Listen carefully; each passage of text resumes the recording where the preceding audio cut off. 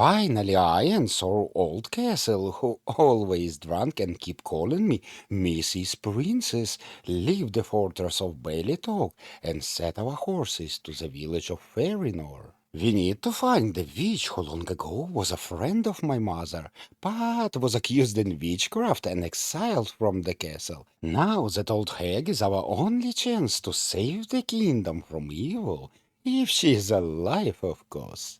At that time, our heroes didn't know that they are going straight into the trap. Hello, friend. Today I want to tell you about a game called Challenge of the Five Realms Spellbound in the World of Nhagardia. Originally, it was released in 1992 and it got everything that we love. It's party-based with strong-based combat. It also got a pink interface. How can we resist it? And by the way, your party can consist from 10 party members. Just imagine it. Not 4, not 6, 10. While you will have only 6 slots in total, one slot can be occupied by a group of soldiers, and all of those soldiers will be present on battlefield. But I guess we need to start from the beginning. 1,000 years ago, a magical crown was divided on 5 pieces. From those pieces, a small crowns was forged, and those crowns was divided among 5 realms. Realm of water, realm of air, underground realm, home of the dwarfs, woods, home of the elves, and usual kingdom, home of the humans. But peace never lasts forever. One day evil sorcerer appear. Cooperate and you will live to serve me. It was a bit scary, isn't it? But anyway, he killed your father, the king, and told you to bring him a crown before the new year comes. Otherwise, he will enslave you and make you his own little bitch. Oh, and also he will destroy the whole world. At the end, you have 100 days to go across all realms, collect crowns, forge weapon, and destroy the evil sorcerer. And that means this game got a time limit. Oh, how I hate it. I completely hate time limits, especially in RPG games. But we will talk about it later, so far let's meet our hero. And yes, that's you, a hopeless dreamer who never done something hard in his life, never experienced any dangers. Maybe that's why Old Castle called you a princess. And it's also a reason why interface is pink, I think. Character creation will be done in form of questions, situations, and how you react to it. For example, merchant got into the trouble. You can rob him, thievery way. You can use a spell to help him. Pure force, or go call someone.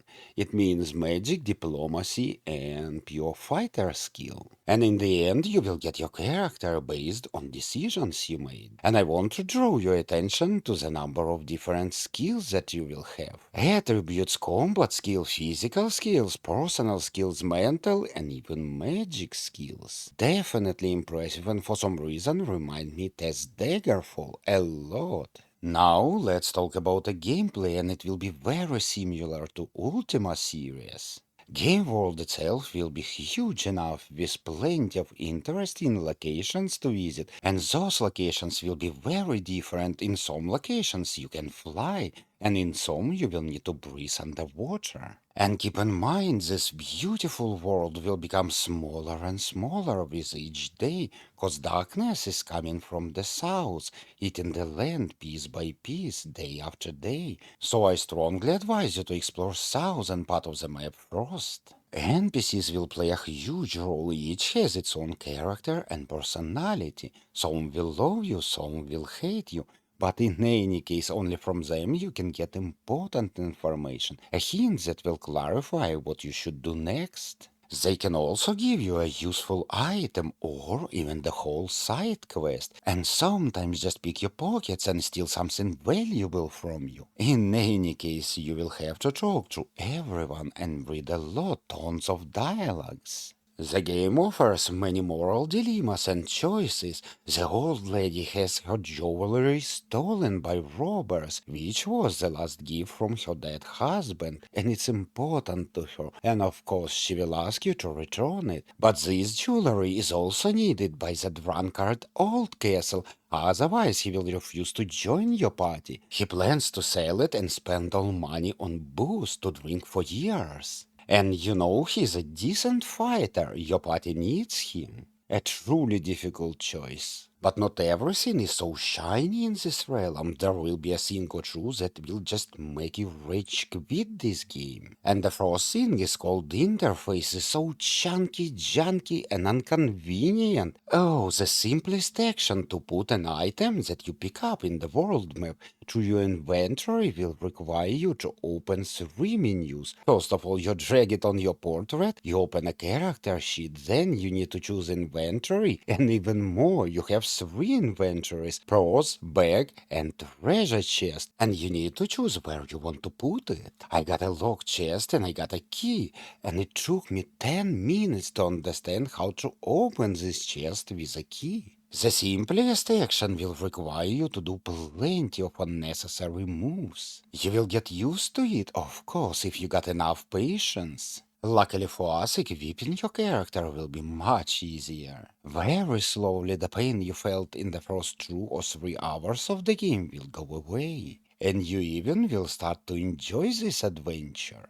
But this will happen only if you manage to master the combat. As I mentioned before, combat will be turn-based. And from the beginning it looks simple. First you choose position of your warriors on the battlefield. Next you need to give orders to all your party members one by one to cast a spell, to do a melee attack, or maybe use an item. All that left to do is to click continue button. And you will be confused, at least I was. My hero cast a spell and the enemy started moving. I waited, the enemy came closer. I was still waiting for the second turn. They came even closer and just killed me in melee combat. My second turn never came. It seems like you're giving orders one and for all, and when you want to change the order, you need to click escape button and give another order. But for mages, if you choose mage to cast a spell, he will do nothing for the rest of the battle. So he casts a spell, you need to click escape button till the menu shows, and then choose to cast a spell again. Oh, it's so annoying. Almost 5 hours in and I'm still not sure how exactly combat works. But anyway, with the help of escape button and magic, I managed to win a combat or two. So far, so good. Game will also feature some kind of map. It looks ugly, but at least we got one. And finally, let's talk about time limitations. It seems like you can explore location freely, talk with anyone you want, complete quests. Time will not move. It will only move when you decide to travel to another location or rest in the tavern. Sometimes when you try to learn a new spell, you can fail and you will lose a half of the day. Oh, that's hurt. But my point is, you will get enough time to complete everything, side quests included. I read some reviews and one guy mentions that he managed to complete it in 33 days. Probably he played it before. But anyway, we got plenty of time. In conclusion, I want to say that this game is amazing. Excellent writing, characters with very deep personalities. Different variants, your spells and skills will be very extremely useful. You will see how a hopeless dreamer becomes a great leader by uniting nations around him. But not in my case, I will remain a dreamer. But this all gonna happen only if you force yourself to learn the game mechanics and somehow will have enough patience to click through thousands menu buttons. Then and only then you will get a great adventure. Thank you for watching, I hope you enjoyed, and I will see you in my next one. Meet you there, friend.